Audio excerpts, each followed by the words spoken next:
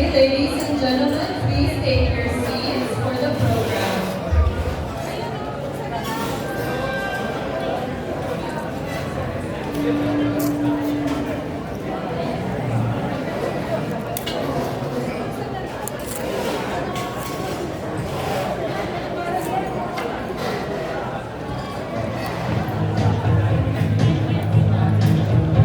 Hello! What is up, madlang people? Good evening, ladies and gentlemen. Let's turn around. We are here, yes, yes. Six one. Thank you. Thank you. Alright. Continue. Hello, everyone. Hi, mommy. Excuse me, mommy. Alright, sisters. Are you all ready? Wow! One more time, one more time. Okay. Good evening, everyone. Good evening, everyone. Magandang gabi po sa inyong lahat. Thank you so much for being here tonight to celebrate someone very special to us. But before that, let us introduce ourselves. My name is Patty, one of General Esperon's daughter, and I am Cataline, the youngest of General and we are your lovely host. I love you talaga. Ako na Angela. Yes!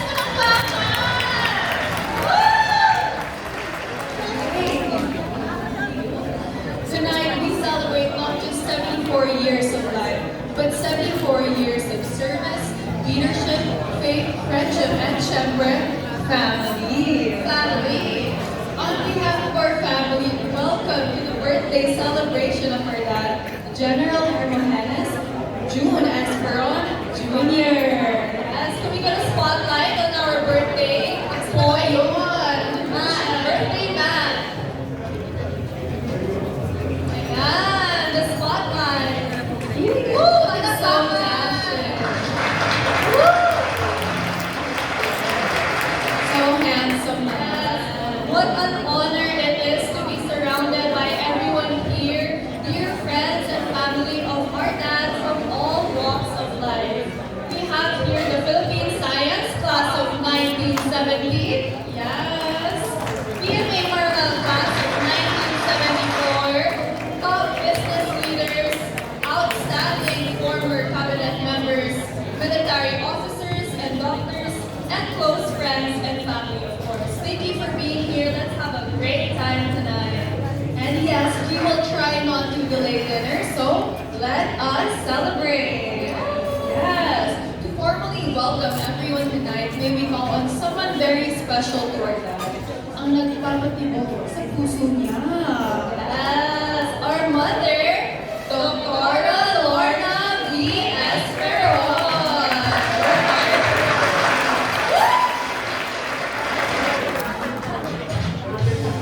Thank you, Pati at Kaka. Bakit ako mag-retire? Kasi magaling naman ako sa mga. I'm so happy because this is a well-celebrated birthday celebration of my husband, the 74th. It is very significant because he belongs to Marangal Class 74. That's why we celebrate 74 at 74. Kung 76 ka, di 76 at 76. General Ibrado. Allow me first to greet, kung hindi ko mag-greet lahat, at least mag-greet ko yung mga kilala ko. First and foremost, I would like to thank our officiating priest, Father Carl Buslon, for being my prayer warrior. And of course, Marivic Matito, another prayer warrior of mine. Hindi natin masasabi, we are going to the 70s na. If you are going to 70s, you have to compete with life. So every year we have to celebrate it because it's a Thanksgiving. The Lord gives you another year to live. And thankful because my husband is healthy, alive, and eating. So syempre, signs of aging, sabi ko nga, talagang medyo makashaken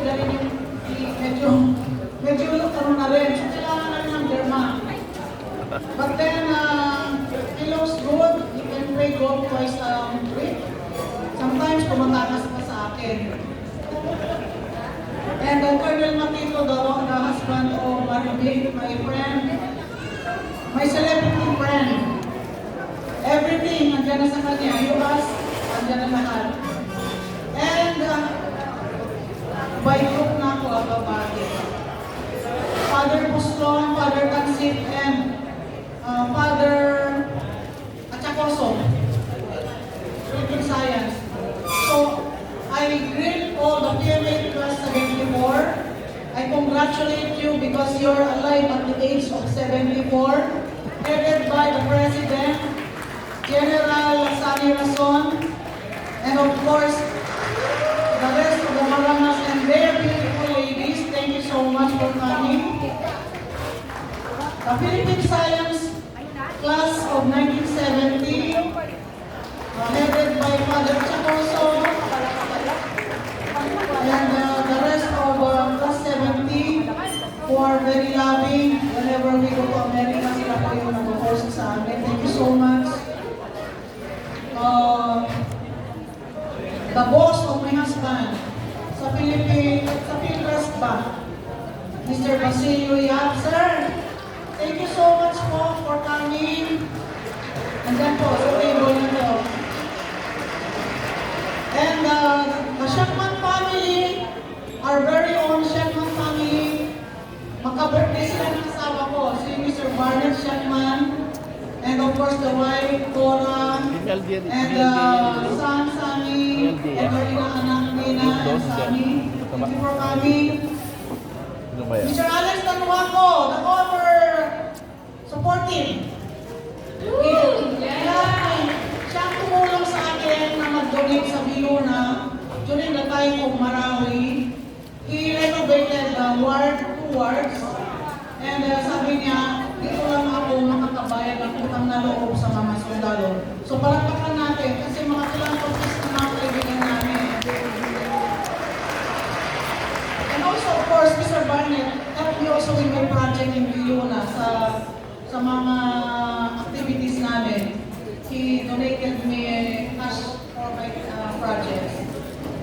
Also, I would like to thank Executive Secretary MLDA. Jelly.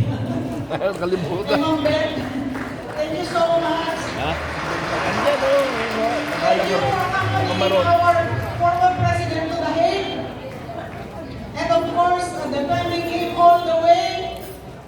Hanggang sa nagkasakit doon, awan ng Diyos naman nakabalik siya. Up and about, back to na normal na naman. Thank you so much, sir. Tuloy ang laban! Hindi yan. Hindi yan. Laban tayo! Doon sa Penadon. Yung mga former, saan ba dito? Yung mga officers na asawa ko, mga active officers ng Philippine Army. Si Colonel Abutin, sino pa ba ang doon? Pag may narinig kayo sa akin, tahimik lang kayo, ha? Walang malinis dito, joke-joke lang. AID pa yung mga active ha. Ano pa ba? Family of Castelo, dito, mga galing Amerika. Yan, si Manang Jaime, Manang Norma, Manang Nora, Manang Bridgie, Manang Linda, and Manang David. Yung mga class 74 kasi, na hindi ko lang sila nakita, no? Kasi nagbakasyon ako ng matagal, kaya pasensya na, medyo hindi ko namang memorize yung pangalan niyo. Joke. Let's celebrate! And Dr. Joseph Lee pala, siya ang nag-aalala sa asawa ko. Home service, yan. Ano pa ba? Si Dr. Ronnie Greg Tangkol and your, nung time ng asawa ko ng Chief of Staff, siya yung nag-introduce ng St. Peter Plan. So lahat ng mga active ay covered ng St. Peter Plan ni Mildred and York. Silang owner ng St. Peter Plan. But then, hindi lang yun nagtatapos. Pagka may namatay ng sawa na sundalo, Mildred, pag-donate naman ng kabaong. Natutuwa ako kasi hindi yung murang kabaong binibigay, yung magagandang kabaong. Bakit yung maganda? Tama yung muray na lang. Hindi okay lang yung trend.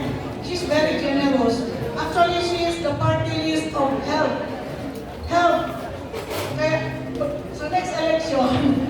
Sabi ko, ako ng campaign manager mo, Amelia, na nagagalit na ako sa iyo. So, thank you so much yung mga nasa likod friends, sa mga national security, si General Abdamad, and of course, Miss Kurokoto. Ano pa ba ang doon? Pasensya na, hindi ko ma-memorize ang mga pangalan ha. Ay, yung mga angels ko. Yan, si Edwin, si Mary, si Banji, si Ana, si Fe, si Dr. Kong, wala pa. Wala pa. Salamat po at ako'y masaya at pinasaya niya ang asawa ko. Bihira po talagang nagiging masaya ang birthday ng asawa ko kasi simple lang gusto niya, ginagaya niya si President Rudy Duterte. Pag nag-birthday, natutulog sa bahay yan. Gaya-gaya ka talaga, sabi ko sa kanya. But this time, hindi ka na pwede tumakas kasi minsan lang dumaan yung 74 years old mo. Yung pa 74, lifetime yan. Pero hindi na pwedeng balikan pa. Pag 75 ka, ano naman 75 at 74, pangit na yun, di ba? So thank you, let's celebrate and enjoy the food that we prepared.